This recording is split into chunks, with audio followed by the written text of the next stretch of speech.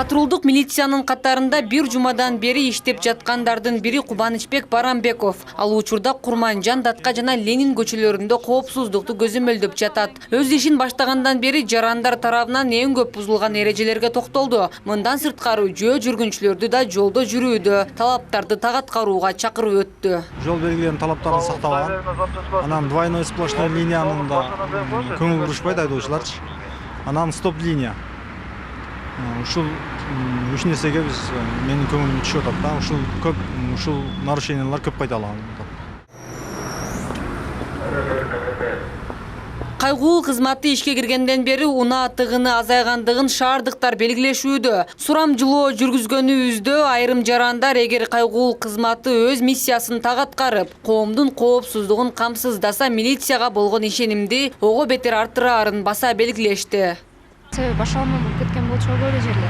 Азыр кечкисин жумуштан кайтып атканда көрүп калып атабыз да.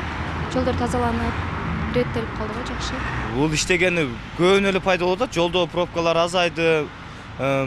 Көптөгөн немелерге жол кызматкерлерине мына аба ырайына байланыштуу бул элге өтө эле пайдасы тийип атат. Жолдогу немелер дагы азай баштады. Мурда тайгак учурунда пробкалар көбөйүп, ошолордун баардыгы азайды.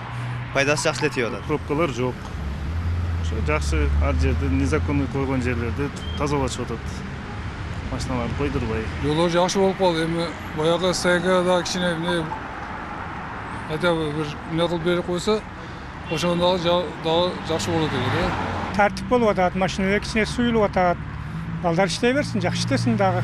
Мындан ары жакшы иштесин. Шаардын 11 тилкесин 11 мобилдик топ көзөмөлдөйт. Кайгуу кызматкерлери 24 саат бою 2 нөөмөт менен иш алып барат. Ош шаардык патрулдук милициясынын башчысы Альберт Абдикеримов Ош ТВга берген маегинде жаңы кызматтын артыкчылыктуу багыттары жана алдыда жасала турган жумуштарына токтолгон.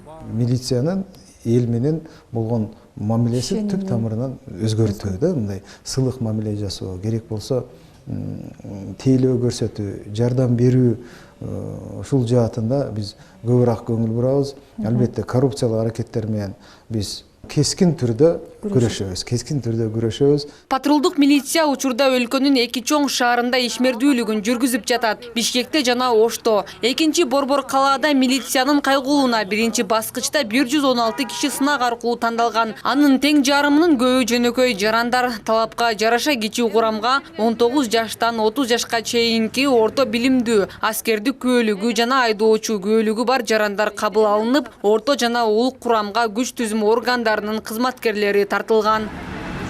Гүлнур Арапбай кызы, Самат Сайдамат уулу, жаңылыктар.